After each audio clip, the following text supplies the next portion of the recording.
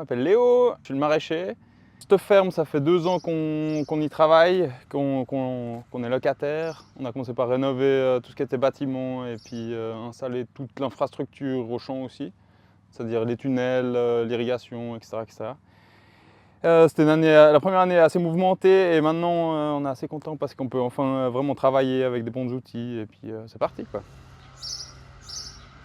Alors non, j'ai pas toujours travaillé dans une ferme, mes parents sont pas agriculteurs. Ça fait effectivement quand même longtemps que j'avais ce projet, bien que j'ai fait plein d'autres choses entre deux. Et puis un jour on m'a appelé, on m'a dit ça t'intéresse? Et j'ai dit faut que je demande à Clara.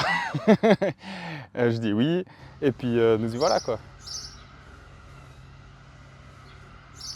Un tout premier lieu, c'est surtout les symptômes que je vois sur les cultures. Je constate s'il y a tel ravageur qui nous fait chier un petit peu. Mais de manière plus générale, quand j'ai un peu plus le temps de me poser, j'aime bien effectivement regarder tout ce qui se passe ici. Et c'est aussi un indicateur de la santé, disons, du sol et puis des cultures et puis de manière générale de l'environnement. Ouais. Et puis on voit en 2 ans l'évolution, c'est incroyable. Et on est à chaque fois qu'on soulève un peu de paille et puis qu'on voit qu'il y a plus en plus de monde. Une limace, un petit machin là, je sais pas ce que c'est, une araignée. Dernièrement, on a des petits escargots qui ont réapparu, c'est trop chouette. Ouais, c'est rassurant quoi. On a l'impression d'aller vers le bon côté. L'escargot, c'est qu'un exemple parmi d'autres. Des animaux domestiques, on en voit quelques traces, surtout dans les déjections. Mais des chats quoi, mais non mais c'est cool, ça veut dire qu'ils viennent manger les campagnols et autres petits mammifères. Et après, dans les animaux sauvages, est-ce qu'il y en a, est-ce que j'en vois? Oui.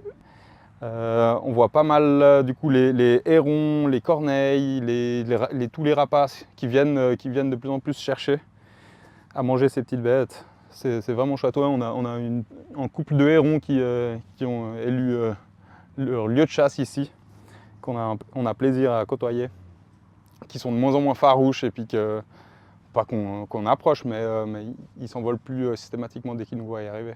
Ouais. On voit vraiment les équilibres qui se font, surtout, de nouveau, moi j'ai toujours un point de vue par rapport aux cultures, mais on voit les populations de pucerons qui commencent à grimper, et puis ensuite les guêpes parasitoïdes qui arrivent, et puis tout ce beau monde se tient compagnie mutuellement. Ouais.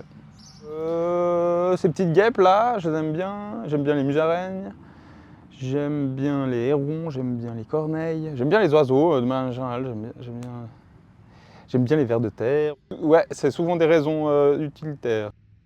Les petites guêpes parasitoïdes, elles viennent pondre leurs œufs dans les pucerons, et puis les pucerons sont bouffés de l'intérieur. Les musaraignes, elles mangent beaucoup d'insectes aussi, ouais. Un peu de tout, du coup, c'est bien. Elles laissent tranquille tout ce qui est plantes, et puis elles se concentrent sur les insectes. Les corneilles, les hérons et tous les rapaces, ça vient plutôt chercher les mulots, les campagnols, etc., qui creusent volontiers des galeries sous les cultures et viennent manger les racines. Vers de terre, oui, les vers de terre, je compte vachement sur eux pour un jour ne plus avoir besoin de travailler les sols, de par leur propre petit travail. Donc j'en prends particulièrement soin, je les nourris en réintroduisant de la matière organique brute, qui est le départ de la chaîne trophique de toute la vie du sol, dont les vers de terre qui en font partie. Ouais. Les ravageurs, ça peut assez rapidement détruire des cultures, et puis ouais. On n'a jamais traité ici, ou quelquefois contre des maladies, mais fongiques, du coup, rien à voir avec les animaux.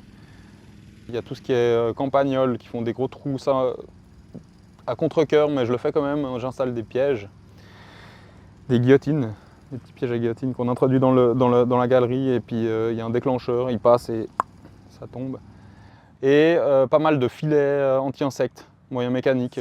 Ça c'est pas exactement un filet anti-insectes, ça c'est un voile de forçage, mais ça fait aussi une barrière physique, ça marche très bien au printemps. Après les filets anti-insectes, c'est en été quand il commence à faire plus chaud, où ça laisse mieux passer l'air et puis ça évite que les cultures elles surchauffent. Non, les limaces aussi, je dois les garder un petit peu à l'œil parce qu'il y a des périodes où ça pullule. Un peu d'anti-limaces pour les cultures sensibles, uniquement au stade planton. Au moment où il y a une limace qui passe, elle coupe le collet et puis c'est mort. Voilà. Et puis sinon, beaucoup de fleurs. Ça nourrit la plupart des adultes, des insectes adultes bénéfiques. Ah oui, les pollinisateurs, j'ai pas parlé des pollinisateurs. Les abeilles, les bourdons, les petites guêpes. On en voit une juste là. Ouais. Ça on fait, ouais, on plante, on sème beaucoup de fleurs. On laisse volontiers monter les vieilles cultures à graines qui vont faire les fleurs et tout. Ça nourrit un peu tout le monde. On tourne une partie, on laisse toute la population d'insectes qui a survécu à la fauche se déplacer dans les autres herbes et puis c'est les petites bandes refuge. On finira de les faucher une fois, ouais, juste pour faire propre. Mais toute cette herbe qu'on a fauchée avant la montaison, avant les graines, c'est pour utiliser dans les cultures. C'est pour mettre dans le sol, pour se passer d'engrais. On utilise l'herbe à la place de l'engrais. Vu qu'on n'a pas d'animaux à brouter, on l'utilise comme ça. Oui, c'est vrai qu'il y a d'autres animaux, ouais. Mais les gros. Oui, oui, sûr qu'il y a des renards même.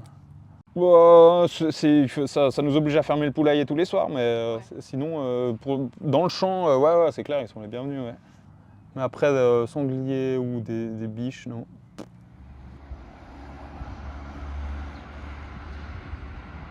Ah, au niveau de la faune c'est mitigé. Des fois, ils me font méga chier, et puis des fois, ça me fait très plaisir de les voir, ouais. Ouais, sinon, j'ai l'impression qu'on vit bien en paix tous ensemble, et puis ça va. Après, on partage un peu nos cultures ouais, avec les animaux. Ouais. Tant qu'ils ne les détruisent pas, ils peuvent les manger.